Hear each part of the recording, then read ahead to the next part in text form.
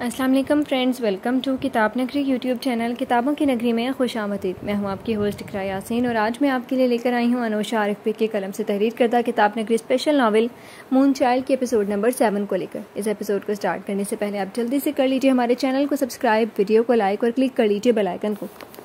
اب آتے ہیں ایپیسوڈ کی جانب۔ 7واں باب، خواب وحشت۔ کراچی میں رات کی سیاہی ہر سو پھیلی ہوئی تھی۔ خان ولا میں سب رات کے کھانے سے فارغ ہو کر لاؤنج میں موجود تھے۔ چائے کا دور چل رہا تھا۔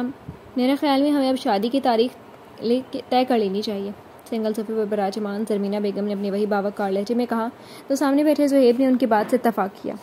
آپ ٹھیک کہہ رہی ہیں امی جان، مجھے کوئی اعتراض نہیں۔ مجھے بھی کیا اعتراض ہونا ہے، انم کے پاس بھی اعتراض کرنے کی کوئی وجہ نہیں تھی۔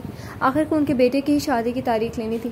ٹھیک ہے تو پھر شاہ نواز کو فون کر کے ہمارے آنے کی خبر دے دو۔ انہوں نے بات ختم کر کے اپنی چائے کا کپ اٹھایا تھا۔ اشال جو وہاں اپنا لیپ ٹاپ لے کر بیٹھی کوئی کام کر رہی تھی، ان کی بات سن کر اس کی آنکھیں چمکی تھی۔ تیار ہو جائیں سون ٹو بی بھابی، آپ کی شادی کی تاریخ بہت جلد آپ کے ہونے والے سسرالی لینے آ رہے ہیں۔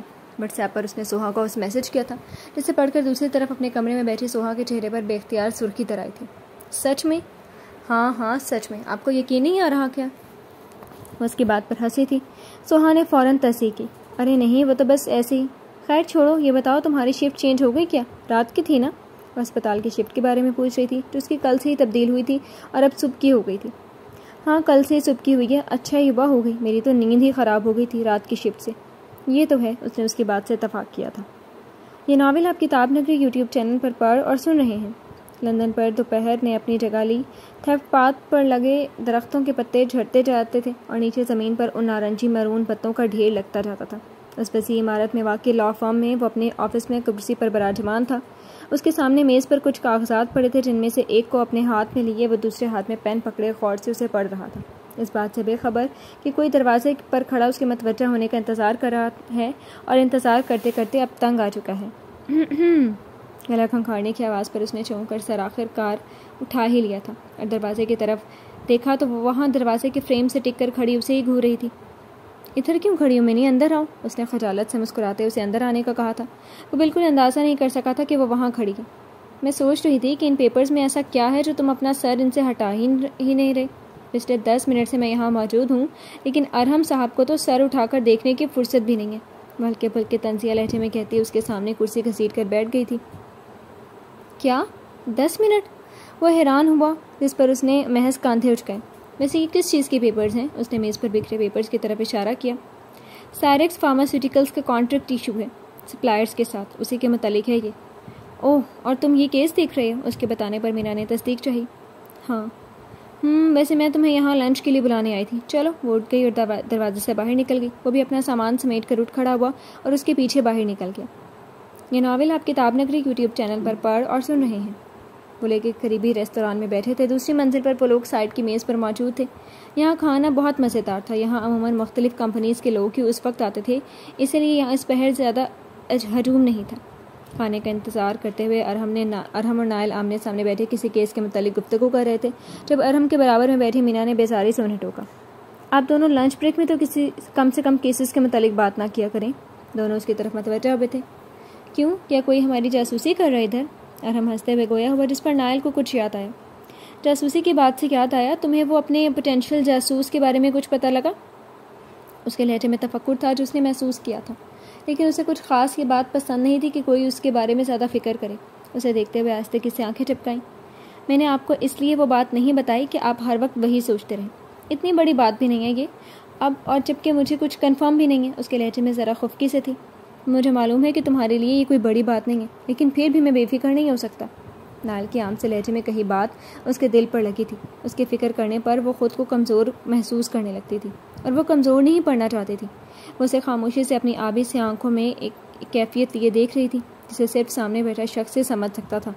ارحم اس میز پر قائم خاموشی میں حائل ہوا۔ اچھا، میرا خیال ہے اب سب اپنے موڈ میں لوٹاؤ کیونکہ کھانا آنے لگا۔ نائل نے اب گہری سانس ہوا کے سپرد کی تھی، جبکہ مینا نے بھی خود کو نارمل کر لیا تھا۔ ویٹر کھانا ان کی میز پر رکھ کر جا چکا تھا اور اب وہ کھانا کھاتے ہوئے کام سے ہٹ کر عام باتیں کر رہے تھے۔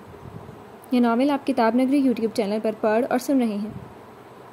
پسند نہیں کسی کا فکر کرنا، کسی کے لیے اتنی اہمیت رکھنا، وہ دروازہ کھول کر اندر داخل ہوئی جہاں اندھیرے نے اس کا استقبال کیا، لیکن لائٹیں جلانے کی زحمت کیے بغیر ہی لیونگ روم سے ہوتے ہوئے اپنے کمرے میں آ گئی۔ ڈریسنگ روم میں اپنا YSL کا ڈیزائنر بیگ جگہ پر رکھا اور ہیلز اتار کر الماری سے آرام دہ کپڑے نکالے اور باتھ روم میں گھس گئی۔ کچھ دیر بعد وہ بھوری شرٹ اور آف وائٹ فلیئر ٹراؤزر میں ملبوس کچن میں کھڑی تھی۔ گیلے بال پشت پر ٹھہرے ہوئے تھے اور بینگز ماتھے پر گر رہے تھے۔ اپنے رات کے کھانے میں میش پوٹیٹوز بنانے کے لیے وہ بڑے پیالے میں آلووں کو میش کر رہی تھی۔ دیکھنے میں تو مزے کے لگ رہے ہو، کیا کھانے میں بھی اتنے مزے کے ہی ہو؟ کاؤنٹر پر میش پوٹیٹوز کی پلیٹ رکھ کر بار چیئر کھسکا کر کاؤنٹر کے سامنے بیٹھتے ہوئے وجہ سے اس ڈش سے مخاطب تھی۔ تمہاری کوکنگ سکلز کمال ہے مینا، پہلا نوالا لینے کے بعد اس نے خود کو داد دی تھی۔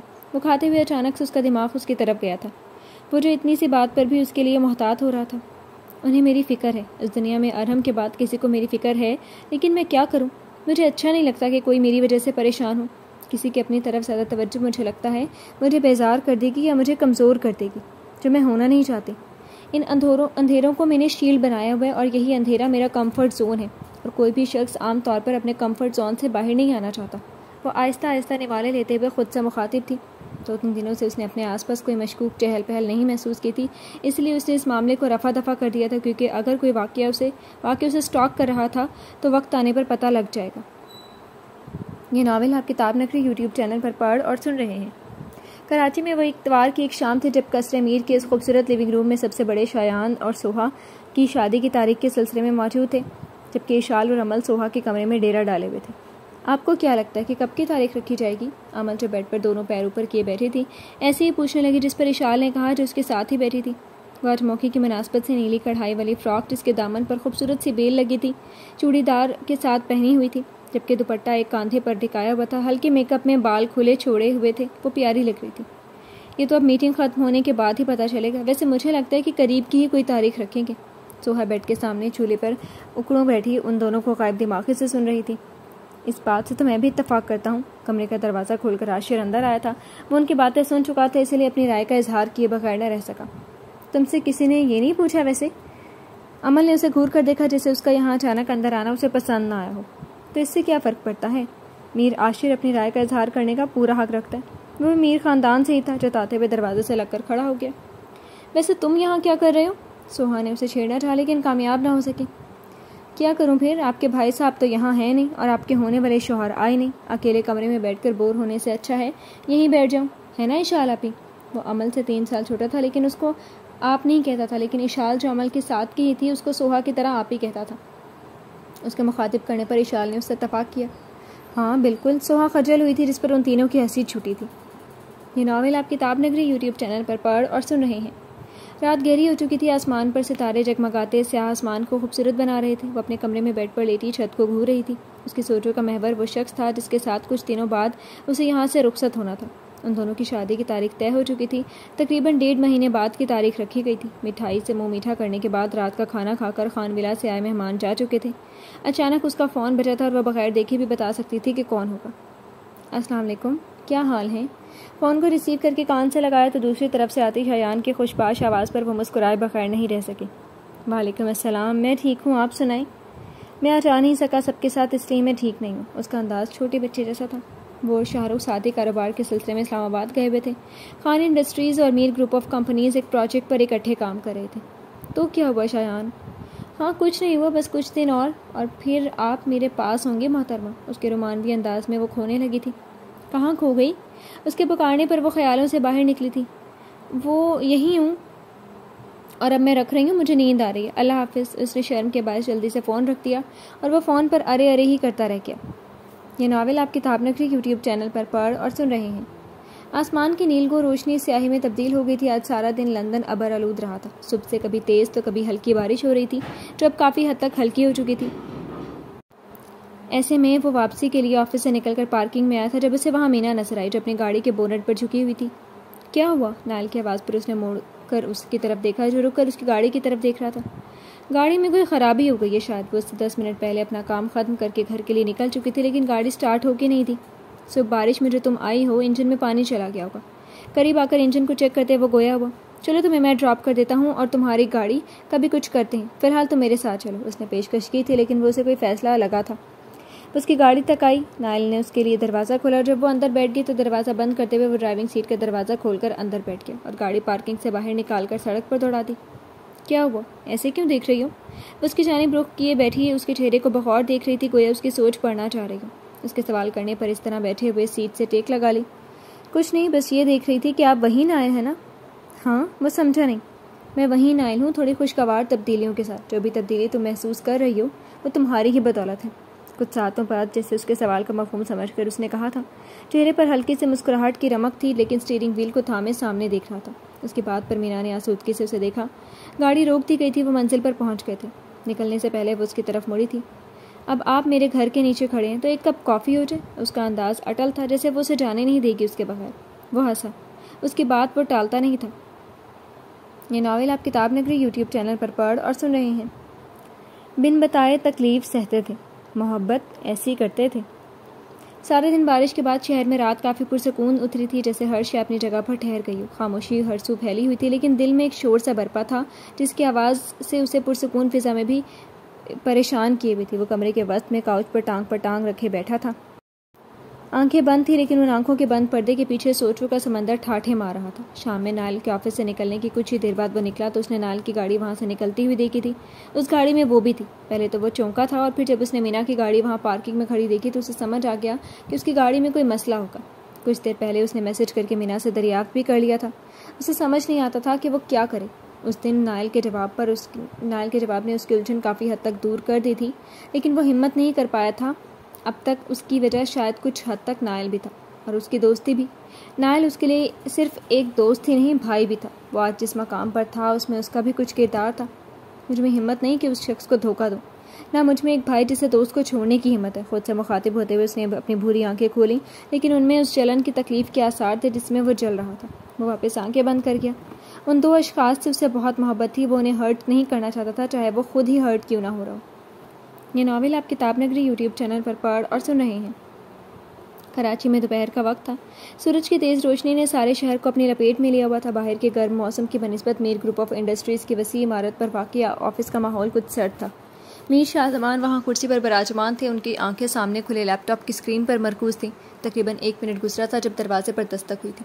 وہ ساکت ہوئے، اس دستک کو وہ پہچانتے تھے۔ سر اٹھا کر دیکھا تو دروازے پر میر شاہ نواز کو کھڑا پایا، جن کے چہرے پر ایسے تاثرات تھے جیسے وہ کوئی سوال جواب کرنے آئے ہوں، لیکن وہ حیران نہیں ہوئے تھے کیونکہ وہ جانتے تھے کہ وہ ضرور آئیں گے۔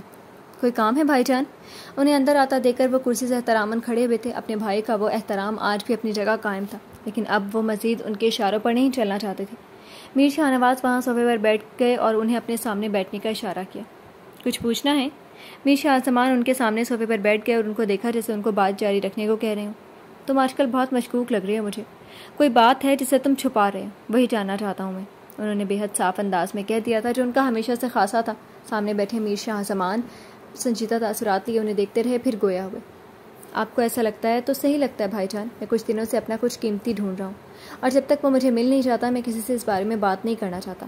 ان سے زیادہ صاف انداز میں وہ اپنا مدعا پیش کر چکے تھے۔ ان کے لہجے میں کچھ تھا جس پر میر شاہ نواز چونکے تھے۔ ایسا کیوں؟ اب کہ ان کا انداز محتاط تھا، جیسے وہ ان کے منہ سے کوئی ناپسندیدہ بات نہ سننا چاہتے ہیں۔ ایسا ضروری ہے بھائی جان، ورنہ میں آپ کو سب سے پہلے آگاہ کرتا۔ انہوں نے کچھ چھوڑا ہی نہیں تھا اب کہنے کے لیے۔ میر شاہ نواز نہیں جانتے تھے کہ ان کے چھوٹے بھائی کیا کرنے والے ہیں، یا شاید جانتے ہوئے بھی اسے قبول نہیں کرنا چاہ رہے تھے۔ یہ ناول آپ کتاب نگری یوٹیوب چینل پر پڑھ اور سن رہے ہیں۔ وہ شام تھی ایسی جیسے دل کا حال کھلنے لگا ہو، کسی کے احساسات معلوم ہونے لگے ہوں، کسی کا دل ٹوٹنے لگا ہو۔ لندن میں شام تھی، کہنے کو تو وہ شام بھی ہر شام کی طرح ہی تھی، لیکن دو لوگوں کے لیے ایک اہم موڑ کی حیثیت رکھتی تھی کہ ایک کے سامنے صورتحال واضح ہو جانی تھی۔ مقام ڈاؤن ٹاؤن کیفے تھا، اس کی گلاس وال والی میز تھی، آمنے سامنے وہ دو نفوس بیٹھے تھے، ان کی باتوں میں بھاپ اڑاتی کافی تھی، ان کے ہاتھوں میں بھاپ اڑاتی کافی تھی۔ وہ کسی کیس کے سلسلے میں کلائنٹ سے ملنے آئے تھے، اور اب اس کے جانے کے بعد مینا نے کچھ دیر رکنے کا کہا تھا۔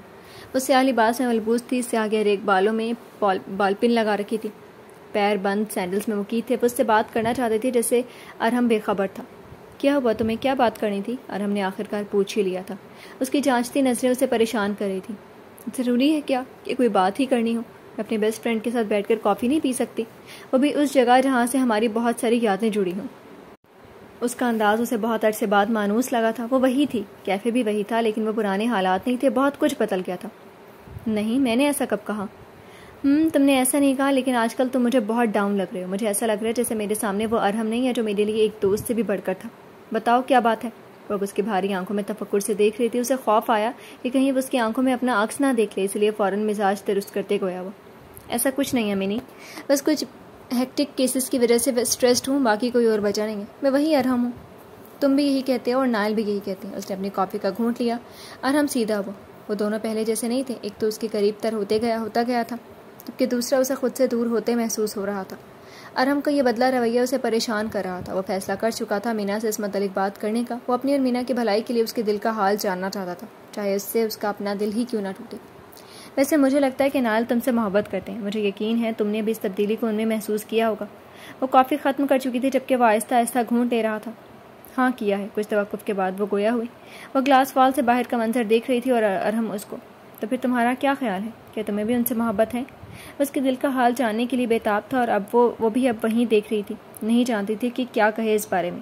اسے نہیں معلوم تھا کہ محبت کو اپنی زندگی میں جگہ دینا اس کے لیے آسان ہے یا نہیں. اپنے دل کی آواز کو سن نہیں پا رہی تھی، یا شاید سننا نہیں چاہ رہی تھی. گہری سانس لے کر گویا ہوئی.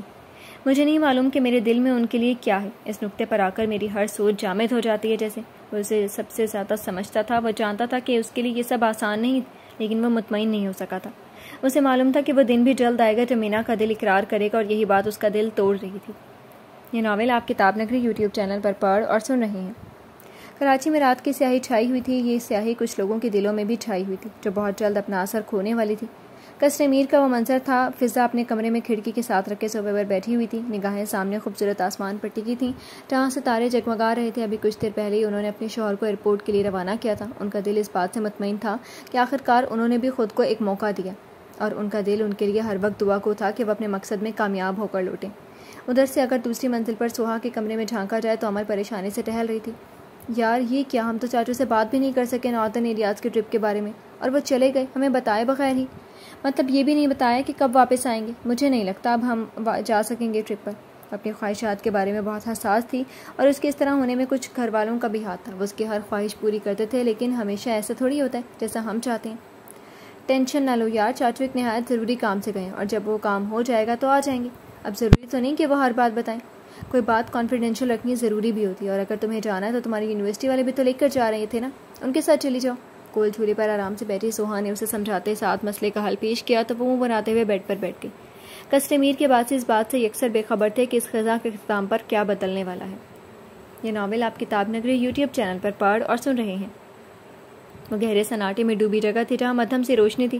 اس سناٹے میں ارتعاش پیدا کرنے والی وہ آواز تھی جو کانوں پر ہاتھ رکھ کے بھاگتے ہوئے تیز آواز میں مسلسل ایک ہی جملہ دہرا رہی تھی. اسے اندھا دھند بھاگتے دیکھ کر یوں گمان ہوتا تھا جسے کوئی اس کے پیچھے اسے پکڑنے کے لیے بھاگ رہا. چلے جائیں یہاں سے، مجھے نہیں ملنا آپ سے. وہ چلاتے ہوئے بھاگ رہی تھی. رک جاؤ خدارا، ایک بار تو میری بات سن لو. اس کے پیچھے کسی شخص کی آواز تھی جسے وہ پہچانتی تھی. نہیں مجھے کچھ نہیں سننا، چلے جائیں یہاں سے. وہ پھر چلائی. اسے سامنے سے اندھیرے میں ڈوبی جگہ دیکھ کر یوں لگا جیسے وہ اندھیرا اسے اپنے اندر نگلنے کے لیے تیار ہو. وہ اس اندھیرے میں غائب ہو گئی تھی. اس کے ساتھ ہی اس کی آنکھ کھلی تھی. آبی سے آنکھوں میں خوف، تکلیف، بے یقینی کے آثار اس کے کمرے میں اندھیرے کے باوجود واضح تھے. وہ اچانک سے اٹھی اور بیڈ گراؤنڈ سے پشت ٹکالی. لیمپ چلانے کی بھی زحمت اس نے نہیں کی تھی. اس کا تنفس تیز تھا جسے قابو کرنے کے لیے اس نے آنکھیں سختی سے موند کر سر بیڈ گراؤنڈ سے ٹکا دیا. یہ خواب اسے سر سے لے کر پیر تک وحشت میں مبتلا کر گیا تھا. اس میں موجود شخص کی شکل وہ نہیں دیکھ سکی تھی، لیکن اس کا لاشعور جانتا تھا کہ وہ کون ہے. وہ نہیں جانتی تھی کہ یہ خواب اسے کیوں آیا، لیکن وہ حقیقت میں یہ سب نہیں دیکھنا چاہتی تھی. وہ گہری سانس لے کر خود کو پرسکون کرنے لگی تھی. اللہ یہ کیا تھا؟ دل میں اپنے رب کو پکارا تھا جو سب کی سنتا بھی ہے اور جواب بھی دیتا ہے. صرف ایک خواب تھا اور کچھ نہیں، دل میں کہہ کر وہ اس بارے میں نہ سوچنے اور پھر سے سونے کی کوشش کرنے لگی. لیکن نیند تو اب کوسوں دور تھی، صرف اس کی نہیں بلکہ اس شخص کی بھی جو ایک دن پہلے لندن آیا تھا. یہ ناول آپ کتاب نگری یوٹیوب چینل پر پڑھ اور سن رہے ہیں. ایک نئی صبح طلوع ہوئی تھی جو کچھ لوگوں کے لیے بہت کچھ بدلنے والی تھی، اور جو بدلنے والا تھا اسے سہنے کے لیے ہمت درکار تھی. لا فارم کا وہ منظر تھا جہاں محدود سٹاف اپنے کام میں مصروف نظر آئے تھے. مینا اور نائل کے آفس میں کاؤچ پر آمنے سامنے بیٹھے کسی کمپنی کے کانٹریکٹ کے متعلق اہم گفتگو کر رہے تھے. مس میری، آپ اس کانٹریکٹ کا ڈرافٹ تیار کر لیجیے. نائل نے ان کے سامنے کھڑی اپنی سنہری بالوں والی سیکرٹری سے کہا تو وہ سر ہلاتی اپنے باس کے حکم کو بچا لانے کے لیے وہاں سے نکل گئی، جبکہ اب وہ تھوڑا پیچھے کو ہو کر صوفے کے پشت سے ٹیک لگا چکا تھا. آپ کسی کلائنٹ کے آنے کا کہہ رہے تھے؟ اس نے صبح راستے میں اس سے فون پر بات ہونے والی بات کا حوالہ دے کر پوچھا. نائل نے اس بات میں سر ہلایا. ہاں پاکستان سے ہیں وہ کلائنٹ، اپنی کمپنی کے متعلق ہم سے ملنا چاہتے تھے، باقی ڈیٹیل تو ان سے ملنے کے بعد ہی پتہ چلے گی، اس نے مختصراً بتایا تھا۔ اچھا پاکستان سے؟ مجھے یقین ہے وہاں بھی انہیں کوئی کنسلٹ کرنے والا مل جاتا، وہ صرف یہی کہہ سکی تھی۔ سامنے بیٹھا اس کا کلیگ ہونٹوں کا ایک کنارہ کھینچ کر مسکرایا تھا، سرمئی آنکھیں فخر سے چمک رہی تھیں۔ مل تو جاتا لیکن ہم سا نہیں ملتا نا، وہ ہونٹوں کا ایک کنارہ پھیلا کر وہ بھی مسکراتے ہوئے فخری انداز میں اس کی بات سے اتفاق کر رہی تھی۔ واقعی یہ بات تو ہے۔ ویسے آج کی پارٹی کا کیا سین ہے؟ نائل نے فال پارٹی کا ذکر کیا جو ہر سال خزاں کے موسم میں یونین کی طرف سے منعقد کی جاتی تھی اور اس میں مختلف کمپنیوں کے آفیشلز، قانون سے تعلق رکھنے والے وکلاء، ججز وغیرہ کو مدعو کیا جاتا تھا۔ انہیں بھی دعوت نامہ موصول ہوا تھا، ہمیں شریک ہونا چاہیے اس میں، حالانکہ میرا کوئی موڈ نہیں ہے۔ اس آبی سیاہ ذہین آنکھوں والی کارپوریٹ لائر نے دونوں شانوں کو سیدھا کر کے بے نیازی سے اپنے بال چٹک کر کہا، جس پر اس نے سوالیہ نظروں سے اسے دیکھا۔ کیوں نہیں ہے؟ مجھے نہیں پتا، خیر کچھ کہہ نہیں سکتی، کیا پتا آخر میں موڈ بن جائے۔ نائل نے سمجھتے ہوئے سر اسپات میں ہلا دیا۔ یہ ناول آپ کتاب نگری یوٹیوب چینل پر پڑھ اور سن رہے ہیں۔ کراچی میں شام کا وقت ہوا جاتا تھا، یہی وقت تھا جب آفس ٹائمنگ ختم ہوتی تھی اور سڑکوں پر گھر کام سے لوٹنے والوں کی گاڑیوں کے ہجوم کی وجہ سے ٹریفک جام ہوتا تھا، اور کراچی جیسے بڑی آبادی والے شہر میں یہ بات عام تھی۔ ان سب مسائل سے دور کسرے میٹ کی کچن سے چائے کی دل لبھانے والی خوشبو اٹھ رہی تھی۔ ملازمہ جو چائے بنا رہی تھی اب چولہا بند کر کے چائے پیالی میں انڈیلنے لگی تھی جب وہاں سوہا آئی تھی۔ ارے روزی، تم نے چائے نکال لی اور یہ سنیکس بھی نکالو، وہ خوش اخلاق لہجے میں ملازمہ سے ایک ہی وقت میں پوچھنے کے ساتھ ہدایت بھی دے رہی تھی۔ جی سوہا باجی، میں ابھی لے آتی ہوں۔ ملازمہ نے بھی اسے خوش اخلاقی سے کہا۔ وہ اسے ایک درمیانی قد، معمولی صورت اور تقریباً سوہا کی ہم عمر لڑکی تھی، کام میں تیز تھی اور اپنے آباء و اجداد کی وجہ سے یہاں کام کر رہی تھی۔ اس کی ماں بھی یہیں کام کرتی تھی اور وہ سرونٹ کوارٹر میں مقیم تھے۔ ویسے ایک بات پوچھو سوہا بی بی، کچھ دنوں سے وہ سوہا کی ایکسائٹمنٹ کو دیکھ رہی تھی، سوچا اور وجہ پوچھ ہی لے، چاہتی تھی کہ وہ اس کو ایک ملازمہ کی طرح نہیں ٹریٹ کرتی۔ ہاں پوچھو، اس کو سوال کرنے کی اجازت دیتے ہوئے وہ اس کی طرف دیکھنے لگی۔ روزی نے ذرا جھجکتے ہوئے سوال کیا، وہ آج کل آپ ماشاءاللہ سے بڑی پرجوش سے نظر آ رہی ہیں، کہ آپ کی شادی ہونے والی ہے اس لیے؟ سوہا نے ایک نظر اسے گھورا۔ صرف یہی وجہ ہوتی ہے کیا خوش ہونے کی؟ خیر وجہ تو کچھ اور ہے، میرا دل کرتا ہے کہ سب کو بتاؤں وہ بات، لیکن چاچو نے بھی منع کیا، وہ کہتے ہیں کہ پہلے وہ اسے ڈھونڈ لیں پھر بے شک بتا دینا۔ اس نے اس کے اپنے دل کی بات ڈھکے چھپے الفاظ میں کہی تھی، لیکن روزی اس کی بات کے مطلب سے صرف اتنا ہی، اس سے آگے نہ اسے کچھ سمجھ آیا نہ اس نے سمجھنے کی کوشش کی۔ وہ دونوں اس بات سے بے خبر تھے کہ کچن کے باہر کوئی کھڑا ان کی بات سن چکا تھا۔ اچھا بہت باتیں ہو گئیں، اب تم جلدی سے چائے لاؤ، ٹھنڈی ہو جائے گی ورنہ، اسے تاکید کرتی وہاں سے نکلنے لگی تو کچن کے باہر کھڑا شخص واپس مڑ چکا تھا۔ یہ ناول آپ کتاب نگری یوٹیوب چینل پر پڑھ اور سن رہے ہیں۔ لندن میں شام سر کی اور رات کے سیاہی آسمان پر چھا گئی، ستارے آج معمول سے زیادہ ہی جگمگاتے محسوس ہوتے تھے۔ مہتاب بے نیازی سے ان کے درمیان براجمان تھا۔ وہ شہر کا ایک نامور ہوٹل تھا جس کی عمارت شاہی طرز پر تعمیر کی گئی تھی، باہر سے وہ بالکل کوئی شاہی محل لگتا تھا۔ اس عمارت کے داخلے دروازے سے وہ اندر داخل ہوئے تھے، ایک بہت پروقار انداز میں ہم قدم چلتے وہ اندر پہنچ کر مہمانوں سے مل رہے تھے۔ وہ ہوٹل اندر سے بھی اتنا ہی رائل لگتا تھا جتنا باہر سے۔ چھتوں پر خوبصورت فانوس لٹک رہے تھے جن سے نکلتی روشنی پورے ہال کو روشن کر رہی تھی۔ کچھ نوجوان یونیفارم میں ملبوس وائلن بجاتے دکھائی دے رہے تھے، وہ اتنی خوبصورتی سے بجاتے کہ اس وائلن کی پرسوز دھن پر آپ خود کو شاہی فام تصور کرنے لگتے۔ وہاں ہر کوئی خوش لباس میں موجود اس پارٹی کی شان بڑھا رہا تھا۔ ایسے میں نائل سیاہ ڈنر سوٹ میں ملبوس اپنی مثال آپ لگ رہا تھا، بال سلیقے سے سیٹ تھے اور الٹے ہاتھ کی کلائی میں مہنگی اور قیمتی گھڑی تھی۔ اپنے اصلی بااعتماد انداز میں سب سے ملتا وہ لوگوں کو عزت بخش رہا تھا۔ سیاہ گھٹنوں سے تھوڑا نیچے تک آتے خوبصورت سیاہ ڈریس میں ملبوس گہرے سیاہ بال جو کھلے چھوڑ رکھے تھے، ان پر سیاہ ہی ہیٹ کلپ سجائے، کانوں میں سلور رنگ کے آویزے تھے، جبکہ پیر سیاہ ہلز میں مقید کیے شاہی خاندان کا حصہ محسوس ہوتی وہ مینا تھی، جو پروقار انداز میں لوگوں سے ملاقات کرتی اور ایک ادا سے مسکرا کر سرخم کرتی انہیں مسحور کر رہی تھی۔ ارہم سرمئی ڈنر سوٹ میں بھورے جدید سٹائل میں کٹے بھورے بال میں وجاہت کا شکار لگتا تھا، لوگوں سے باوقار انداز میں مل رہا تھا۔ واو، آج لگ رہا ہے کہ لندن کے سارے بہترین لوگ جمع ہیں۔ وہ ایڈی تھا جو ان کے ساتھ کھڑا تھا، وہ اپنے ڈیڈ کی کمپنی میں ڈائریکٹر تھا۔ یہ تو ہے، نائل نے مسکرا کر اس کی بات کا جواب دیا تو ایڈی اب ان کے قریب آتی مینا سے مخاطب ہو۔ وہ کچھ خواتین وکلاء سے مل کر ہی آ رہی تھی، اس کو دیکھ کر چہرے پر خوشگواریاں تر آئی۔ ہیلو بیوٹیفل لیڈی، کیا حال ہیں؟ ویسے آج تو غضب ڈھا رہی ہیں آپ۔ اس کا انداز ہمیشہ کی طرح لاپرواہ اور دل پھینک تھا۔ اس کے ساتھ کھڑے دونوں نوجوانوں نے اسے گھورا جبکہ مینا اس کمپلیمنٹ سے محسوس ہوئی تھی۔ میں ہمیشہ کی طرح زبردست ہوں اور یہ کمپلیمنٹ تو آپ پر بھی سوٹ کر ہے۔ اوہ، پھر تو یہ آپ کی نظر کا کمال ہے، اس نے مصنوعی سادگی سے کہا، لیکن ارہم کے جملے پر سب کی ہنسی چھوٹ گئی تھی۔ اچھا تو آپ اچھی نہیں لگ رہی یعنی؟ اب ایسا بھی نہیں کہا میں نے، ایڈی نے خفگی سے اسے دیکھا۔ اس سب باتوں سے پرے مینا مسلسل کسی کی نظروں کے حصار میں تھی اور یہ بات اسے بھی محسوس ہوئی، لیکن اس نے اتنا غور نہیں کیا۔ تبھی وہ درمیانی عمر کا شخص ان کے قریب آیا۔ میں بہت حیران ہوتا ہوں کہ نوجوان نسل اتنے کم وقت میں اتنی کامیابی حاصل کر رہی ہے. وہ خوش دلی سے ان سے بات کرتے ہوئے کہہ رہے تھے. انداز ستائشی تھا جس پر انہوں نے صرف مسکرا کر خام کیا. یہ ان کا تعریف وصول کرنے کا اپنا طریقہ تھا. کامیابی کی ایک قیمت ہوتی ہے جو ادا کرنی ہوتی ہے. آپ تو جانتے ہی ہیں مسٹر جوزف. نائل کے لہجے میں عاجزی تھی لیکن انداز شاہانہ. مسٹر جوزف نے ان سے اتفاق کیا. یہ تو ہے. ان کے پاس وہ چلتے ہوئے آ رہے تھے. درمیانی عمر لیکن وجیح اور بروبدار شخصیت, سیاہ 3 پیس میں ملبوس. لیکن ابھی تک وہ تینوں اپنے سامنے کھڑے مسٹر جوزف کو ہی دیکھ رہے تھے. ایڈی اب وہاں نہیں دکھ رہا تھا. وہ مسٹر جوزف کے برابر میں آ کھڑے ہوئے تو مسکرا کر ان سے تعارف کروانے لگے. خیر ان سے ملیے. یہ میر شاہ زمان ہیں, پاکستان کی بہت نامور میر گروپ آف کمپنیز کے کو سی ای او اور ہمارے بہت اچھے دوست. وہ اب ان کی طرف متوجہ ہوئے تھے جن کے چہرے پر ہلکی سی مسکراہٹ تھی. میر شاہ زمان, آپ یقیناً وہی ہیں جن سے کل فون پر بات ہوئی تھی. نائل نے پیشہ ورانہ مسکراہٹ لیے کہا تو میر شاہ زمان نے سر اس بات میں لاتے مسافیہ کے لیے ہاتھ آگے بڑھایا. مینا حواس پاختہ سی ہو کر ان دونوں کو بات کرتا دیکھ رہی تھی. اسے سمجھ نہیں آ رہا تھا کہ کیا ہو رہا ہے. کیا وہ خواب سچ ہو چکا تھا؟ اسے یہ بات سوچ کر ہی چکر آ رہے تھے لیکن چہرے پر ظاہر وہ بالکل نہیں کرنا چاہتے تھے. جی میں وہی ہوں, اور یقیناً آپ بھی وہی ہیں جن سے میری بات ہوئی تھی. نائل اسد خان. وہ ان کا ہاتھ تھام چکا تھا. وہ ان کا تعارف اس شخص سے کروانے لگا تھا اور وہ یہاں سے چلے جانا چاہتے تھے لیکن یہی تو امتحان تھا. جی بالکل, اور یہ میرے پارٹنرز ہیں ارحم اور مس مینا میر. انہوں نے پہلے ارحم سے مسافیہ کے لیے ہاتھ بڑھائے. اس سے خوش دلی سے ملنے کے بعد اب ان کا روئے سخن اس کی جانب ہوا تھا جو سانس روکے کھڑی تھی. اسے ایسا محسوس ہو رہا تھا جیسے اس کا دم نکل رہا ہو. سینے میں ایک تکلیف سی ابھری تھی. اسے لگا تھا وہ ڈھہ جائے گی لیکن وہ مینا تھی. ہر مشکل کا سامنا بنا کسی خوف کرنے کا ہنر جانتی تھی. چہرے پر پیشہ ورانہ اور غیر مانوس تاثرات سجائے اور لہجے کو مضبوط کیے اس نے سیدھا ان کی طرف دیکھا جو پہلے ہی خاصی مانوس نگاہوں سے اسے دیکھ رہے تھے. ان کی نظریں جو تاثرات بیان کر رہی تھیں اس سے اسے ایک پل کے لیے وحشت ہوئی تھی لیکن اپنی نگاہیں ہٹائی نہیں. وہ کمزور نہیں تھی, نہ کمزور دکھنا چاہتی تھی. مس مینا میر, آپ سے مل کر خوشی ہوئی. انہوں نے نہ اس سے مسافیہ کے لیے ہاتھ آگے بڑھایا نہ اس نے ہاتھ آگے کیا. بس سر خم کر کے ایک سرسری سا وہ لمحہ تھا جو مینا کے سر سے کسی بوجھ کی طرح اترا تھا. آپ لوگوں سے یہاں مل کر اچھا لگا. امید ہے کل ہماری میٹنگ خوشگوار گزرے گی. وہ ہنوز پیشہ ورانہ لیکن خوش اخلاق انداز میں کہہ رہے تھے. نائل اور ارحم نے مسکرا کر ان کی تائید کی تھی. جی بالکل. وہ مسٹر جوزف کے ساتھ وہاں سے جا چکے تھے. مینا نے ایک سرد تکلیف زدہ سانس ہوا کے سپرد کی. وہ بدقت وہاں کھڑی تھی. اب صرف وہ تینوں ہی وہاں موجود تھے. نائل اور ارحم آپس میں بات کر رہے تھے جبکہ وہ کسی مراقبے میں گم لگتی تھی. مینا تم ٹھیک ہو؟ وہ دونوں اس کو اپنی گفتگو میں شریک کرنے کے لیے اس کی طرف متوجہ ہوئے لیکن اسے سن کھڑے دیکھ کر ارحم نے اسے پکارا. وہ نہ ہلی تو نائل نے اس کے شانے پر نرمی سے ہاتھ رکھا. اب کہ وہ چونکے اور ان دونوں کو تفکر زدہ چہرے کے ساتھ خود کو تکتے پایا. کیا ہوا؟ اب یہ ہم بتائیں کیا ہوا؟ اچانک سے تم نان ایگزسٹنگ اسٹیٹ میں چلی گئی. کوئی بات ہے؟ اس نے ارحم کی طرف دیکھا تو وہ اب اپنے جذبات کو کنٹرول کر چکی تھی لیکن نائل کے ذہن میں یکدم کچھ اٹکا تھا. نہیں ایسا کچھ نہیں ہے, آئی ایم فائن. وہ جبرن مسکرائی. ابھی وہ خود اس حقیقت کا سامنا نہیں کر پا رہی تھی تو ان کو کیا بتاتی جو اس کی ہر پریشانی اور ہر خوف کو سننے کے لیے تیار تھے.